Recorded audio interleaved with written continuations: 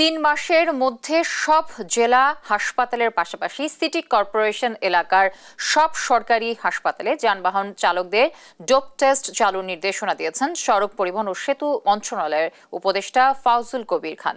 দুপুরে রাজধানীর বিআরটিএ ভবনে এক মতবিনিময় সভায় এই নির্দেশনার কথা জানান তিনি। এ সময় ড্রাইভিং লাইসেন্স প্রক্রিয়া সহজ করার কথা জানিয়ে উপদেষ্টা বলেন, বেসরকারি চালক প্রশিক্ষণ কেন্দ্র করার আবেদন পেলে দ্রুত যাচাই বাছাই করে অনুমোদন দেওয়া হবে। ফিটনেসবিহীন গাড়ি অপসারণে ডাম্পিং স্টেশন বাড়ানো এবং স্ক্র্যাপ নীতিমালা করার কথাও জানান তিনি। এছাড়া লাইসেন্সবিহীন চালকদের নিয়ন্ত্রণ ও গতিসীমা বাস্তবায়নে সংশ্লিষ্টদের প্রতি নির্দেশনা দেন উপদেষ্টা।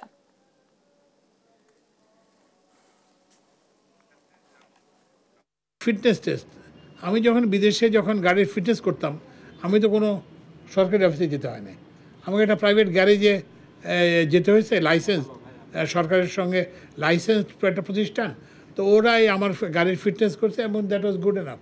তো ওই জন্য এগুলো আমরা আউটসোর্সিং করব। এবং ওই যে ড্রাইভিং লাইসেন্স, কারণ এমনি আমাদের সরকারি খাতে কিন্তু লোক বেশি, অনেক বেশি। তো আমরা BMTF এর সঙ্গে একটা আলোচনা করছি যাতে ড্রাইভিং লাইসেন্স দিতে পারে। আমরা রিয়েলাইজ করি যে তুলনায় আমাদের সম্পদের অপ্রতুল।